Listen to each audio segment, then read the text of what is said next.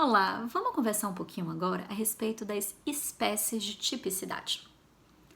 A gente fala em 3 espécies de tipicidade: a chamada tipicidade legal ou formal, a chamada tipicidade material e a chamada tipicidade conglobante.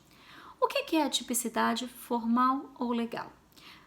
Essa é a situação que a gente analisa a subsunção do fato à norma.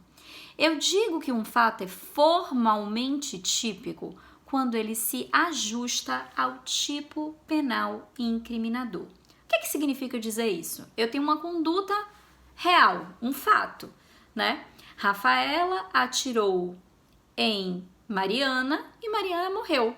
Esse fato, ele se ajusta formalmente ao tipo penal do artigo 121, que é a conduta de homicídio, matar alguém. Então, com isso, eu falo que eu tenho aqui uma conduta formalmente típica, uma tipicidade formal ou legal. O que eu poderia chamar, então, de tipicidade material? A tipicidade material é aquela que analisa a relevância da lesão ou ofensa ao bem jurídico. Eu poderia dizer que um fato é materialmente típico quando ele realmente é capaz de ofender o bem jurídico previsto por aquele tipo penal. Por exemplo, Rafaela furtou um chocolate das lojas americanas. O fato, subtrair uma coisa alheia móvel, se ajusta ao tipo penal do artigo 155 do Código Penal. Ele poderia ser considerado como um fato formalmente típico. Só que um chocolate furtado das lojas americanas é suficiente para atingir o patrimônio das lojas americanas? Não. Então, aqui eu tenho a chamada incidência do princípio da insignificância.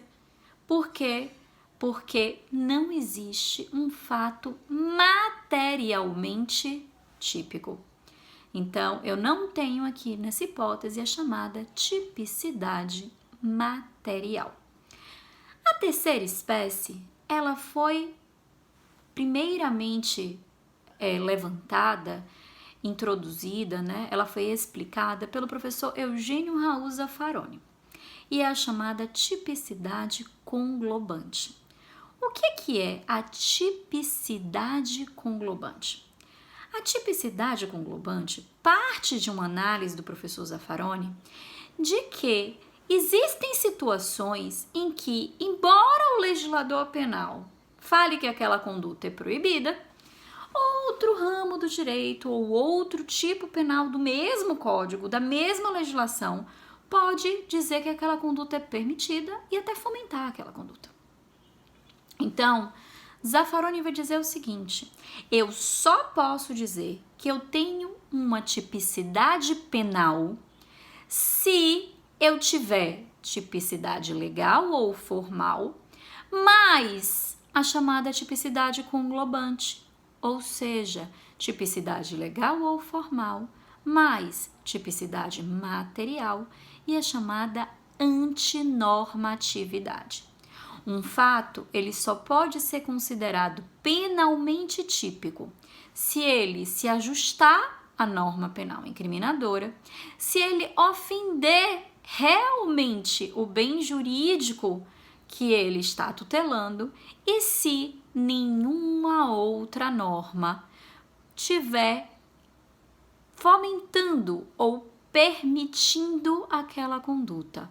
Ou seja, um fato só pode ser considerado penalmente típico se eu tiver tipicidade legal, mais tipicidade material, mais antinormatividade da conduta. E com isso a gente reestrutura a ideia de tipicidade, limitando a possibilidade de chamar uma conduta de típica.